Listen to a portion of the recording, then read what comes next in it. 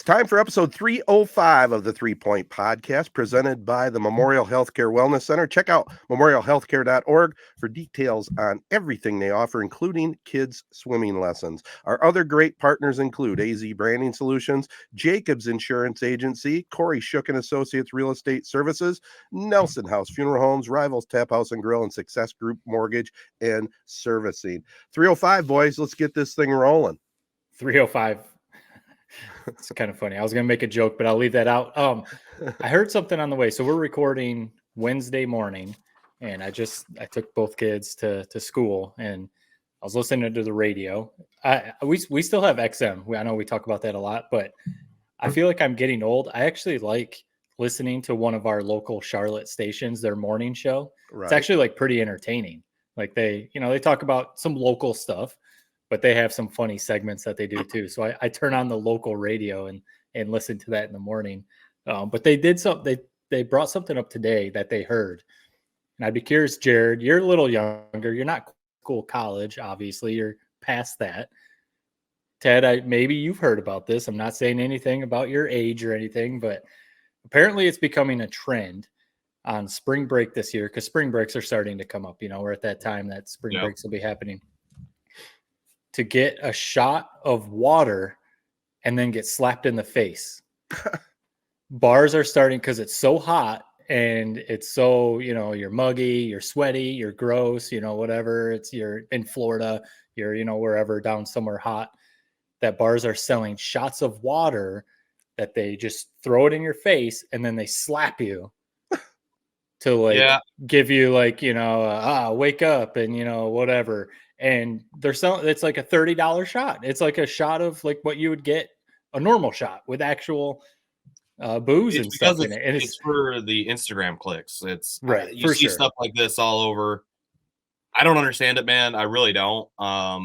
It's similar to like when I was a kid. I remember we went to I think it's called what is it in Chicago where they make fun of you at the restaurant?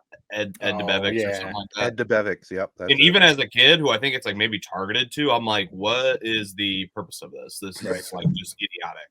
And this whole new I've seen, it's not even necessarily just this water shot you're talking about. I see this just at regular seemingly bars all over social media. I don't understand it. It's embarrassing. I don't know why people would pay for it. It's one of those things if you take that video and you post it on the internet, it's are you supposed to look good in this video? I don't think anyone's ever looked cool getting slapped by a bartender after drinking a shot of whether it's water or beer or whatever. It makes no sense. Yeah. No, I tried to place myself back in college, 20, 21 years old on spring break or even downtown Grand Rapids, whatever, and try and think would I have done this? I'd like to think no. I'd rather spend my money on actual drinks. Right. But at the same time, you're 20 years old. You want to get some, some clicks on Instagram, like you said, maybe. But I was just maybe I'm getting old, but I was like, what are the kids doing these days, man? Man, it's insane. Count me out. I mean, you got to be kidding me. I never heard of who cares? I don't care about Instagram clicks or Twitter clicks or whatever. It's a big thing to your group, Jared. And just a question. When they do that and they get, what do they call it? A viral Instagram or something. Do they get any money out of that or anything? Or is it just the bragging rights that, man, I got 10,000 clicks? What's the whole point? Yeah, more so bragging rights. I mean, you can get paid if you get enough views. I mean, but I don't think many people are getting very much money off of just one random viral video. If you're Instagram model or something like that, you're making your livelihood off of Instagram. So no, I don't know why. It's for the attention, I guess. No, there's no such thing as bad attention. I don't understand it. I don't think it's as prevalent as we think, but it's definitely out there. And I'm going to be in Florida this week on vacation, boots on the ground. So I'll keep my eye out for one. And if I see one, I'll make sure to give you guys my thoughts next week on it. But good Lord, it's just another one of those things that just never made sense to me. And whenever you see it, I just shake my head. How about signing up for it and posting it on our podcast site? I would know. No, I've never. Is this a family trip? A trip with the girlfriend, trip with the boys? What are you doing? Whole family. My brothers, both their girlfriends, and my parents all heading down to Florida. We had a little mishap where we weren't able to get a rental car on the way. Basically, Enterprise screwed us and said that we had a car up until the 11th hour. Then we didn't have that car anymore. So now kind of cramming into the Blazer 5-seater, but there's only 5 of us going down and 5 of us coming back. So yeah, it's gonna be tight quarters, but I can't wait, man. One more day. Once we get through today, it's on to vacation mode. You're driving all the way down? I'm not driving. I'm riding my dad. But you guys as a group are driving down. That's a hike. 20-hour. That's a bit of a drive. Oh, Jared, by the way, also not in conjunction with spring training, but he has a big work outing that, hey, share with our listeners a little bit about your DC trip. Yeah, so I'll be heading to DC after that for the Pistons game. So I kind of worked out luckily where they got to drive down and drive back. I luckily just had to drive down, and then I'm flying out to DC to work the Pistons game. So nice. Hopefully we can get a Pistons dub out there. That's on the 29th, but we'll see. So yeah, it's officially spring training time, and or not spring training, excuse me, spring break time. Yeah, spring training too, and spring training. We might catch a spring training game, ironically. To be honest, I never understood, Ted, why you weren't a big spring break guy. It seems like something you should do every year.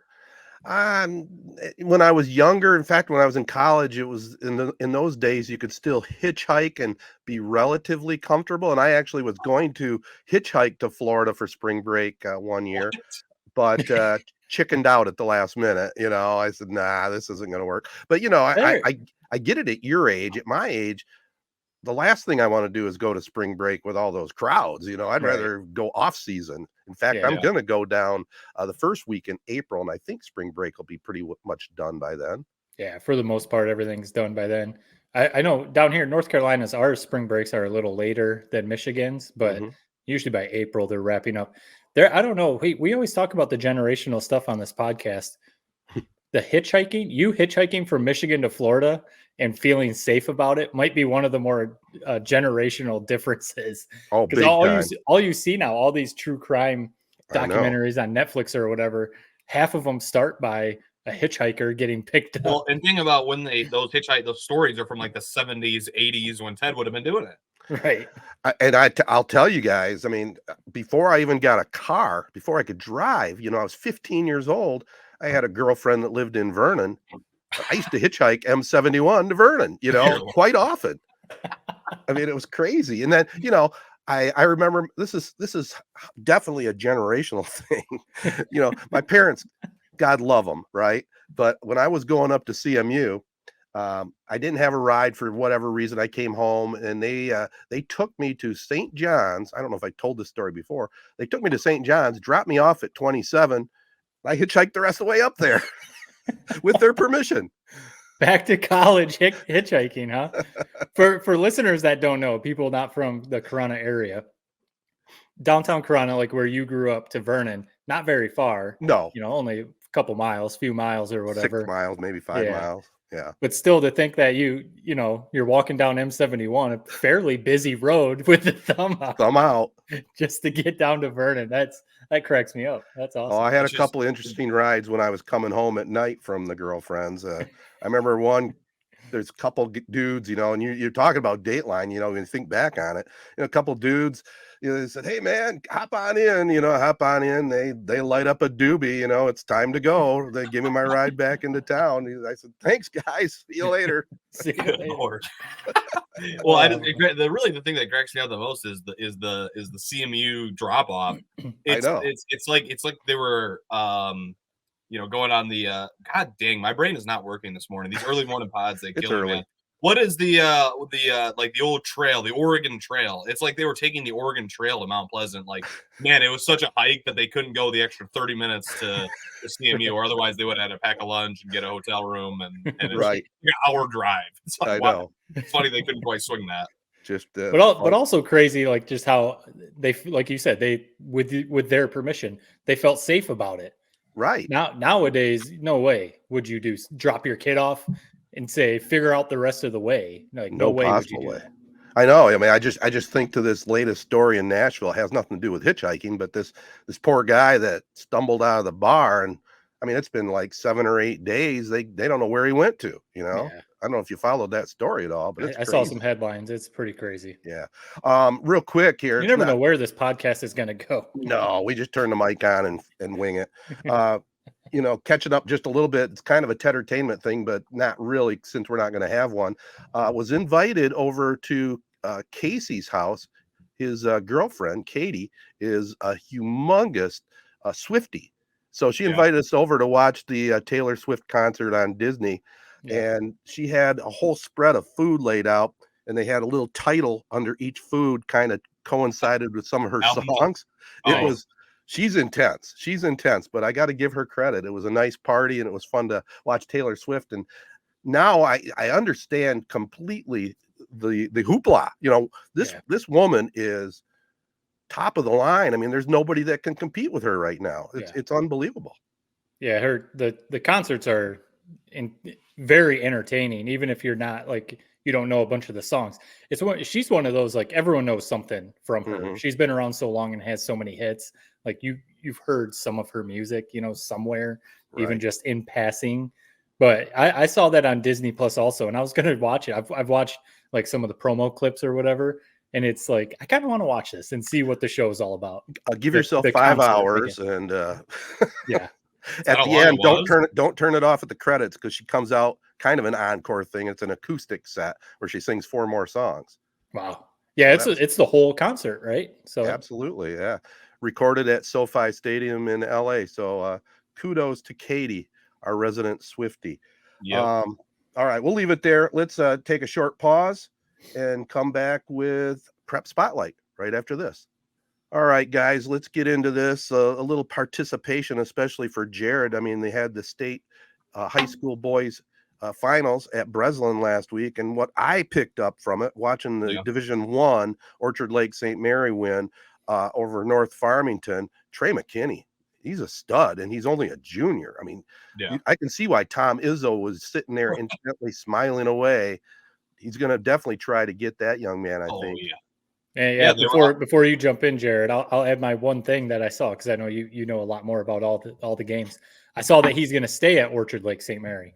Some people were talking about, you know, we see a lot of these other prep school or something. Yeah, these stud Michigan athletes go, you know, elsewhere, and he already said that he's going back. I mean, Orchard Lake St. Mary is basically a prep school anyway, but it is. You know, I like that. I'm glad. I know he did already. He's from Flint, so he did already, I guess, transfer once.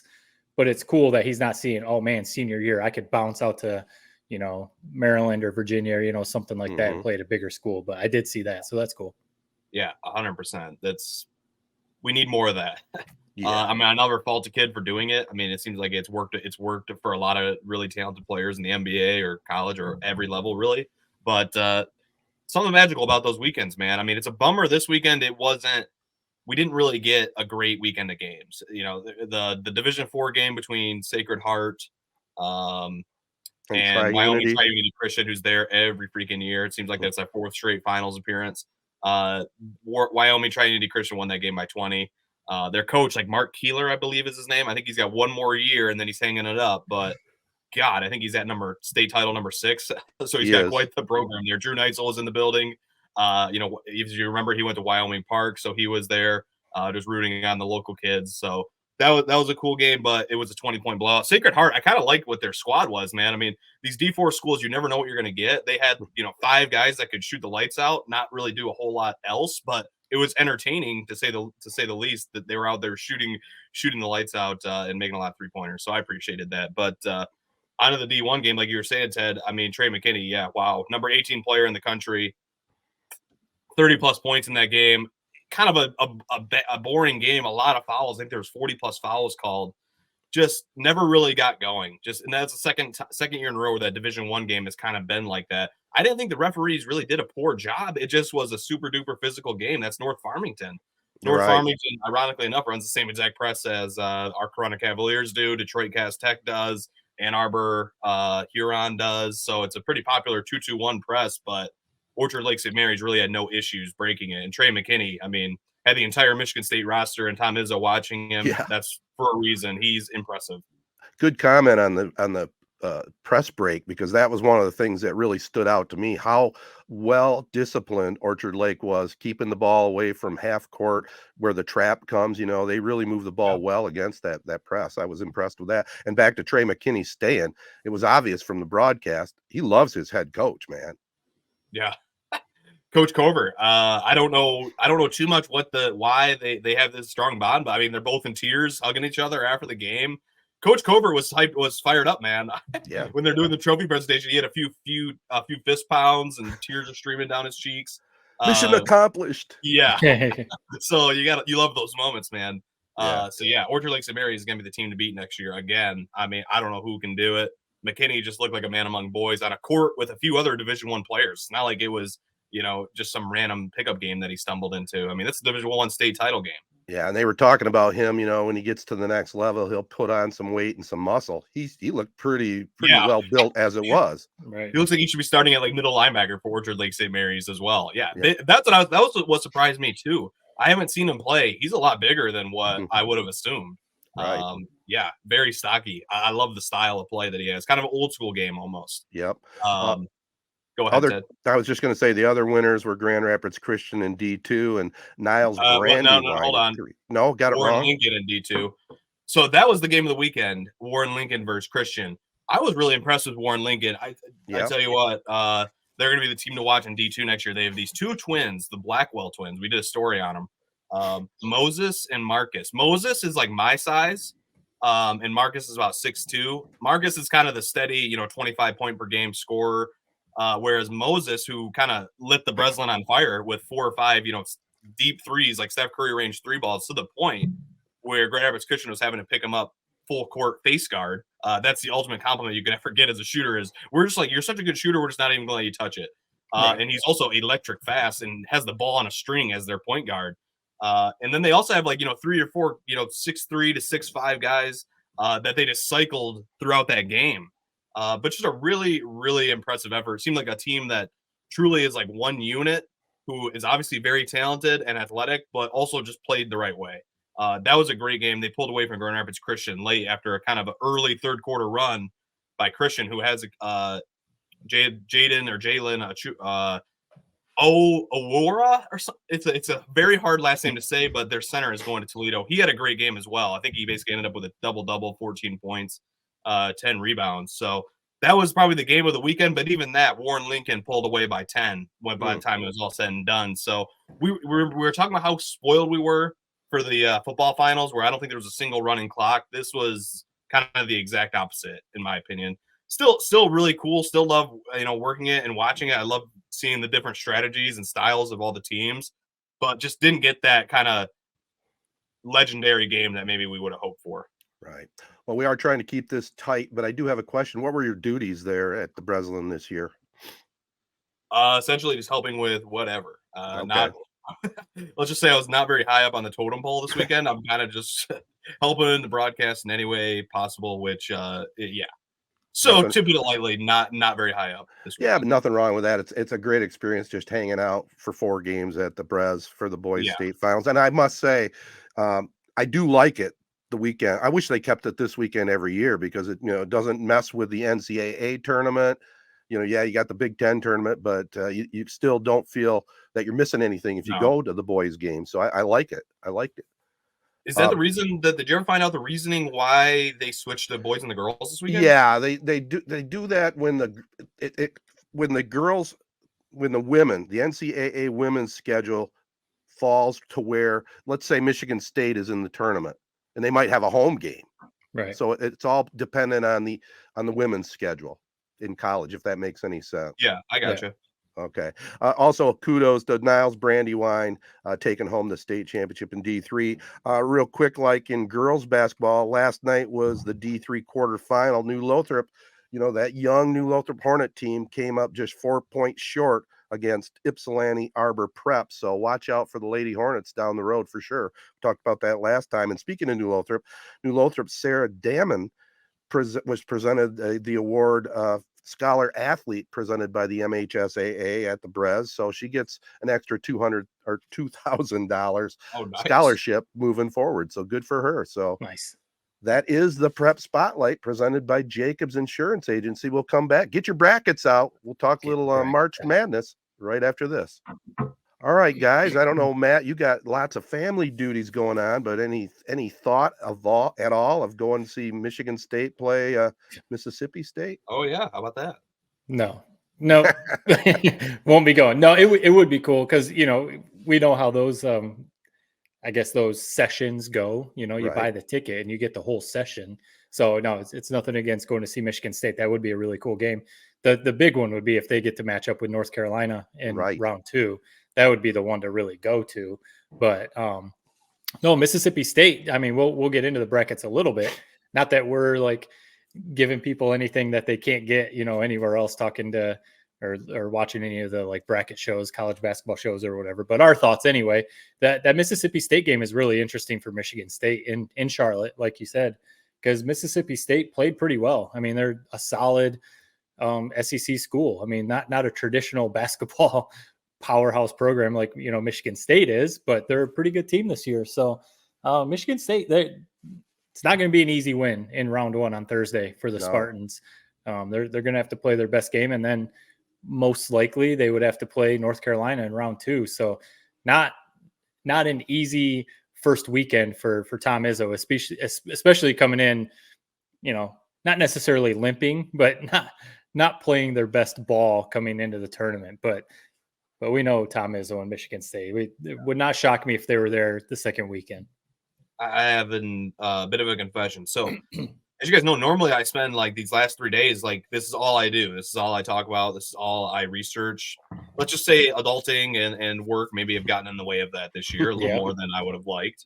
But on first glance, when I filled out this bracket yesterday, when I was using the restroom, I have Michigan State, man, Final Four. I really do think. And I only feel validated from that after watching that Virginia game last night. First off, just a real quick tangent on that. What the hell was that? Virginia is not good. We didn't get Indiana State, the team I've been championing for. I think I said it right. Championing. Championing. Oh my God. For all year, who has the number 1 net offense in the country, can score on anybody, and instead we get this Virginia crap product in that play-in game. But what that showed me is that's a team that finished 3rd in the ACC. Right. And, North Carolina, obviously a 1 seed. They're the weakest of all the 1 seeds. I love the matchup for Michigan State. I think Baycott obviously is a little bit of a mismatch nightmare. But I don't view Baycott as like that killer who's like not going to let anybody stand in his way to get back to the Final Four. Like, I really think Michigan State is going to be or Michigan State's going to put North Carolina upset alert, but they can't get ahead of themselves. They got to beat Mississippi State first. They got to handle business there. It definitely makes me a little bit uncomfortable knowing that this game is going to be played right in your backyard, Matt, and basically North Carolina's backyard as well. Yeah. If Michigan State eventually does get to that round of 32 game, but flat out, I've been saying it all year. I haven't been hitting the panic button on Michigan State or Tom Izzo. This is just one of those classic runs that they can make that will just reset the equilibrium on everything we've been hearing about all year. So you got them locked. You got them locked into Final Four. You're no changing, right? Yes, no changing. It kind of is what it is. So yeah, I'm in. But you're able to change it. But I'm completely opposite. I got Mississippi State beating them first round. They're done. That's where I got them. And no diss. Michigan State, it's a good program, but I don't know. I just don't think this is the year. Right. Mississippi State's it's really, to me, it's almost, I've used this term and we've used this term. It's almost like a coin flip game with me. Michigan State, Mississippi State, MSU versus MSU. Yeah, one of my buddies was like, I've got the ultimate hack. Just put MSU on the second line, and no one will know if you were wrong or not. That's like something that's funny you say that. That is literally like this is the first year I ever run my big bracket pool. That is something a bunch. I was going to ask about that, by the way. Just again, that's another casualty of like we're even talking about spring break, dude. I haven't packed. I haven't done anything. I haven't even thought about it. I don't think I'll think about that. I'm actually going to be on vacation until I'm sitting down on Florida on the beach. Then I think it'll hit me. But yeah, like that's exactly something that some idiot would try to pull to get an extra point there for sure, Matt. Yeah, someone will do that. But the North Carolina thing, real quick, not trying to get too deep in this. I do think North Carolina, I get what you're saying, because North Carolina being the weakest of the 1 seeds, they're still really good. RJ Davis is really, really good. And I mean, if Tyson Walker plays like he did, some of the games down the stretch, then he could match up with RJ Davis. But RJ Davis is really good. And I don't think Michigan State has anyone. If Baycott plays the game that he's capable of, I don't know if Michigan State has anyone who could match up with him. But Baycott's not like a world beater either. So I could see Michigan State figuring out a way to beat them. But that's it. Yeah, especially right here in Charlotte, that's going to be a tough game if it comes to that. Looking at the brackets too, I don't know what you guys think. Again, I have a hard time spending a ton of time doing any research. But when I filled out my bracket, it's still subject to change, but it's pretty well locked in. It's hard for me when you get to the final 8 to not chalk. I mean, I think I have right now 3 1s and a 2. Right. Well, because you always try and think of rarely. I mean, it has been that way. The chalk Final Fours or Elite Eights. But, sometimes there is that Cinderella run. Right. So you try and think about who's it going to be. Is it going to be James Madison? Is it going to be Oakland this year? Is it going to be, and it's hard to pick those when you haven't watched every single game, when you, like you said, when you haven't done all the research, when you haven't spent 3 hours breaking down the bracket or whatever. It's much easier just to go like Arizona, Kentucky, UConn, just pick all those ones Houston. Right there. But speaking of that, I mean, Oakland matching up with Kentucky, we were excited about Oakland getting in, and then they draw Coach Cal in Kentucky. And it's like, oh, geez, it's kind of a cool story. I get, Oakland's coach and Coach Cal are like really good friends. So I saw a clip that he was talking about it. Like, you don't want to match up against one of your really good friends in this tournament because you don't want to beat each other. But it's also kind of cool to coach against one of your really good friends. So that's a cool story. But it's going to be a tall task for Oakland to beat Kentucky. It's a good team. It's a very tough draw in terms of like winning the game. But in terms of the story, and if you do somehow find a way to win that game, I mean, Oakland, they're legends forever if you beat Kentucky. So if I was Oakland, I'd rather play them as a 3 seed than, Creighton or any of these other people on the 3 line. Like, let's take our chances against the big dogs of Kentucky. Yeah. What I love about that game is it's totally a contrast of styles, which usually could be the recipe for an upset.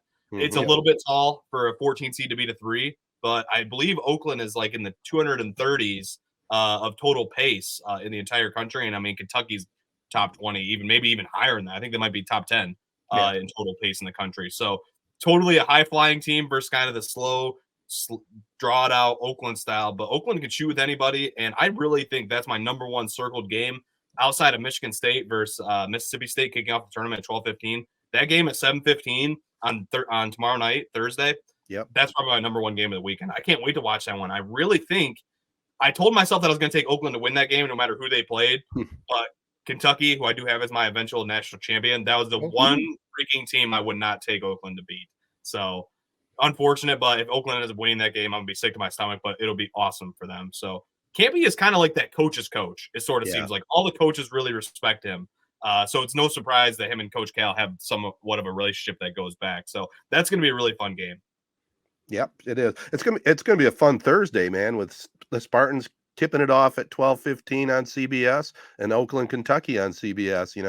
And this is where my cable TV really is handy because I click. I love it.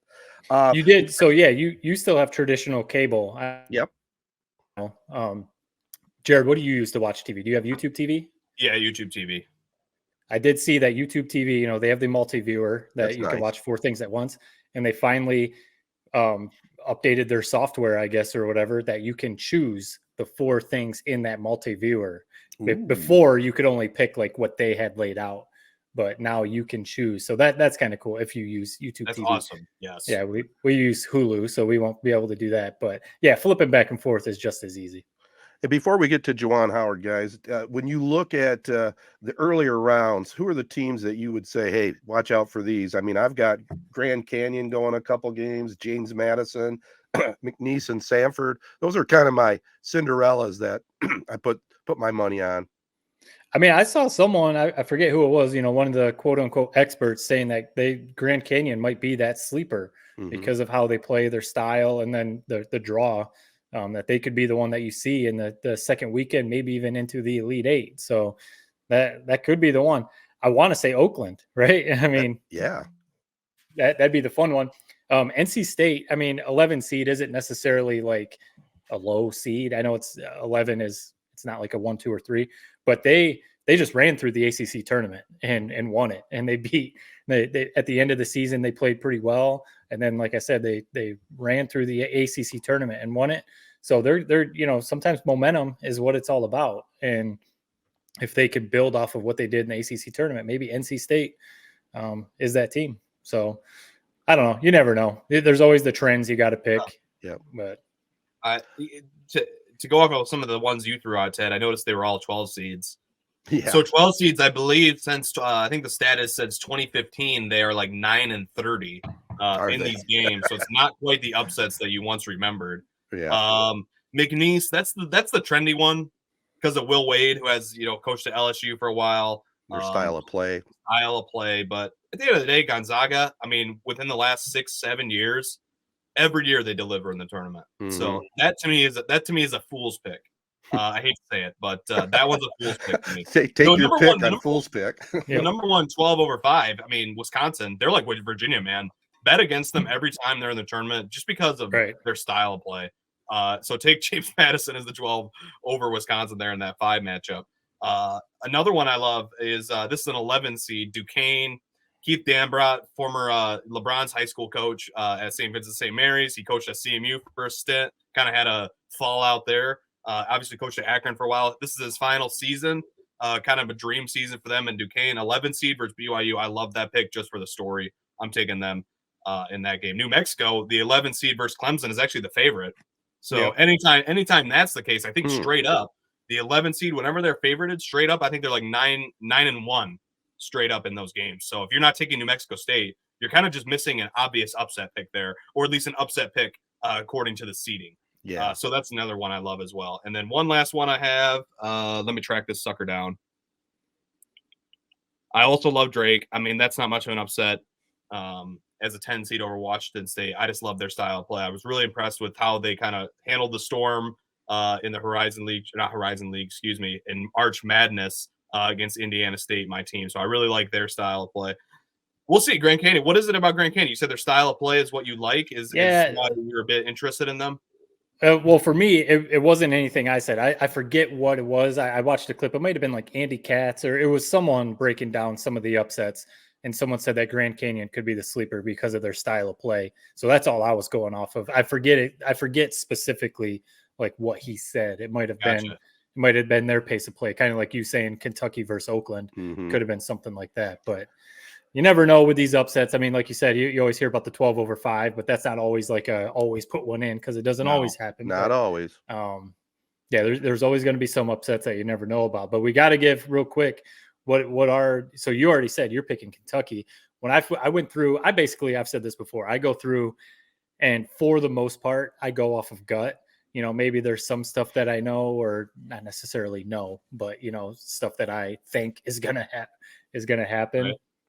I kept going back to UConn. I feel like I've talked to some of my buddies still up in Bristol who are diehard UConn fans, and just asking them, is this the team? It seems like UConn every few years, every handful of years, 6-7 years, they have that team that's going to make a run, and they're just uber confident in the Huskies this year. And I just clicking through, filling them out. Purdue as a 1 seed, I'm never going to trust them. And, I don't think this is the year that Duke is going to make a run. I don't think, even though we're talking Kentucky, I know you picked them. Personally, I think they're going to come up short or whatever. I kept coming back to UConn. I was like, I just feel like maybe this is a year. So that was, and I think I did have, I think I did have UConn over Kentucky, but. Yeah, I the Huskies. Huskies were my pick. And I will say, I saw posted his, and he had UConn winning it too. Back to back. Right now, that's what I have. UConn. They've just been impressive all year. I agree. Like, they are definitely the favorite, but you guys are like, Ted, I mean, you might as well not even fill out this bracket for a pool, because hearing those 12/5s that you have and the fact that everybody's going to be picking UConn, like your bracket's going to be, you're going to be losing by 3 points, and you're never going to make that ground back up the rest of the bracket. You might as well not even fill one out. Well, I didn't say I had them locked in. I said I like those teams, but I get what you're saying, but I think I can fill out my bracket any way I want. I think UConn is the favorite. I would pick UConn if I had like a gun to my head, who I think really, really is going to win the title. But everybody's going to be on UConn. That's like one of those teams that you send once the brackets come unlocked at 12 o'clock and you can see who everybody picks. It's like, oh, shoot, 70% of this pool has UConn winning it.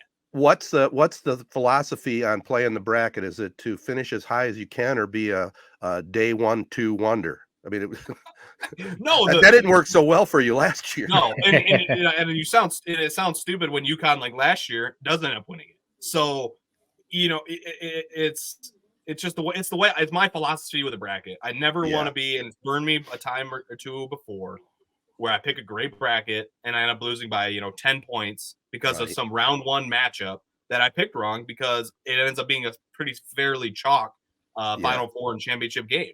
So to me, I like to find those 2, 3, maybe a 4 seed, put all my chips in one basket, have fun filling out the rest of the bracket, taking like a, I'm not doing it, but taking like an Oakland over Kentucky, knowing that, hey, as long as Kentucky wins and wins all their games, I'm going to win my bracket pool. Intriguing. Good strategy. Yep, not bad. Well, before we get out of March Madness, we got to talk Juwan Howard and the University of Michigan. I mean, we were a little bit off on our timing last recording, but we did cover it, and we did have our opinions, and they didn't mess around. Ward Manuel got rid of him.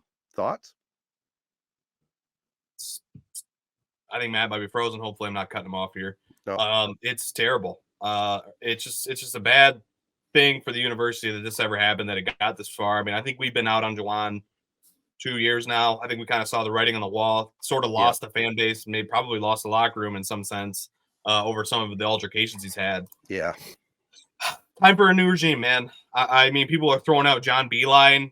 I don't think that's realistic at all. I mean, also he's old. He's pretty damn old. Even if he does come back, what you got 3-4 years out of him, and then he's gone again. So to me, I don't know who you replace him with. I mean, honestly, my number one pick, I think he's not the sexy hire. I don't think it'll happen. We talk about Indiana State a lot. I love Coach Josh Schertz. I want him. I don't think it's realistic. I think he maybe has one more step before he gets that big time Big Ten, SEC, ACC job. But that would be number one on my list. Ironically, one of the names I saw thrown out, and I don't think he would take it, Shaka Smart. Marquette. He previously was at Texas, kind of flamed out there, found a really pretty sweet home here in Marquette, and has had a lot of success there. To me, if he went to Michigan, it's kind of just repeating the whole Texas thing again. You found somewhere where you belong. They love you there. They treat you like you're a king. They don't want you to leave. I don't think that hire would work out. It's a sexy hire. I like the sound of it off my tongue, but I just don't think it would end up working out. So I don't know who you replace, but at the end of the day, I'm just glad that Juwan is out and we could talk about who the heck the next guy is, because they became unwatchable. I watched maybe 5 minutes of total gameplay of them this season, and I'm thankful that I didn't waste any more time on them. Yeah, it's a shame that it played out the way that it did, because like we've said before, Juwan is a Michigan legend, and no matter how you feel about the Fab Five or not, he is a Michigan legend, coming back, having the success those first couple of years, multiple Sweet 16s, a Big Ten title. It was looking like this was going to be the best fit ever, in college basketball. It was looking like it was going to be, we're set up for like a magical run. And then it just came crashing down. So it's definitely, it's a shame that it played out the way that it did, because you started hearing some rumblings about maybe culture issues, or like, the inmates running the asylum type of thing, that the players just weren't, not necessarily like respecting him, but, we're just not like putting in the work like they should be or whatever. So, it's a shame that it played out the way that it did. It doesn't necessarily mean to me that it was like a complete failure. The last couple of years were really, really bad, but he did still come in and have some success. Yeah, with John Beilein's players or whatever. Yeah, I get all that, but he did still have some good years. Won a Big Ten title, so it wasn't like a complete failure. But as far as like who comes in, the John Beilein thing, I think he's 71 years old. He last coached before the NIL stuff was here. The transfer portal is what it is. If it was a like 1 or 2 year thing, maybe, but we're seeing that everyone's transferring from Michigan. There's basically no one left on the roster. So I don't even know what he would do. Does he want to recruit? Does he want to even put in the work? All that. So it's also like trying to relive something that was great 10 years ago. It's like, let's just move on. If he wants to be like an advisor or something, maybe, but I don't think bringing Beeline back would be the right way to go. And then you go through the list. Who are you going to bring in? One of my friends threw out Shaka Smart, and I was like, why would he leave Marquette? He gets paid like $3 million a year at Marquette, so they pay just fine. They make the tournament every year as a top 3 seed. So, I mean, no issue there. He can make a run to the Final Four at Marquette. He doesn't have to compete with, Michigan State, Wisconsin, and the Big Ten schedule, all the other teams coming into the Big Ten. So that's why I tweeted out, I don't think the Michigan job is as sexy as like some people think it is. Like, most people think just offer anyone a job and they're going to come here. I saw people throwing out Coach Cal. Why would he leave Kentucky and come to Michigan? That's a funny one. Why ridiculous. I love it. It's the fans that think like it's Michigan. They can get anyone they want. And it's like Michigan blocks transfers, like we talked about. Caleb Love wanted to come to Michigan. Michigan didn't allow him in. They don't have the best NIL situation. And then you got to deal with the whole Big Ten schedule. Like, it's a tough schedule. So I think it's going to take someone like the Indiana State coach, like kind of an unknown up and comer. I mean, if you think about when John Beeline came in, he had some success at West Virginia, but he wasn't like Coach Cal. He wasn't like, Coach K. He came in and then, turned himself into a really good coach or whatever. So, I'll be curious who they hire, because it's going to be a long rebuild. There's no one on the roster. So it's going to be a long rebuild. It kind of sucks, but at least, like you said before, we've got that football national title to still be excited. Absolutely. Yeah. And I think we're all in agreement on Beeline, 5 years ago, maybe, but not now. Let's get with a young guy that can build the program, deal with college basketball in today's age, because it's a whole different world than what we're used to just a short, 5 years ago. So hopefully they get the right guy, and we'll see what happens. A few of the names real quick, I'll throw out to, I know you're about to transition, just real quick. So a few of the names I see when you just search Michigan potential coaching hires, a couple of them that I'd like. I mean, Nate Oates from Alabama is at the top of the list. I don't think that's realistic. And he already signed an extension. Yeah. So that one's just, I don't know. That's Yahoo Sports. He was the first one I thought of originally. Dusty May, I do like this idea. Florida Atlantic's coach, which you guys are loving your UConn Huskies. That's quite the tough draw and potential round of 32 matchup is a Florida Atlantic team with a lot of experience and a good coach like Dusty May. I'd be in favor of that. And then the other one that I think is really interesting, that I think actually if I had to pick who I think will be the coach in a calendar year, if he would want to leave, Brian Dutcher, San Diego State, has ties to Steve Fisher from his time there. He is a bit older, that's for damn sure. So, you know what, now as I'm saying it out loud, I don't know if I like it as much, but in terms of coaching acumen, that's one of the top guys you can get. They're good every year. Don't be surprised if San Diego State, I believe they're on the 5 seed line this year. Don't be surprised if they're in the Sweet 16 again because of their tough, stout defense. I would just love their play style at the University of Michigan for hoops. So that's why I want him. That'd be another one. That'd be interesting. Again, kind of like Ted, you said the Beeline thing, maybe 10 years ago with Dutcher, but with his ties to the Fab Five, I know he wasn't involved in any of the scandal stuff, but he was involved with Fisher in the Fab Five. He is older now. I almost feel like that would, like, the time has passed. Yeah. If they would have tried to bring him back 15 years ago or something, 20 maybe. But yeah, no, he's a successful coach. He's a really good coach, but I don't know about bringing him back. But go blue. Yeah. All right. We're under a little bit of a schedule crunch, so let's just call this a podcast, guys. I want to thank again Memorial Healthcare's Wellness Center. Talk to a rep, go online, see what discounts are available. Get healthy, get in shape. Details at memorialhealthcare.org. I also want to thank our other partners, AZee Branding Solutions, Jacobs Insurance Agency, Kori Shook and Associates Real Estate Services, Nelson House Funeral Homes, Rivals Taphouse and Grille, and Success Group Mortgage and Servicing. Real quick, there's still time to join the 3 Point Podcast March Madness contest. Just go online. Facebook, right? Our Facebook page is probably the best way.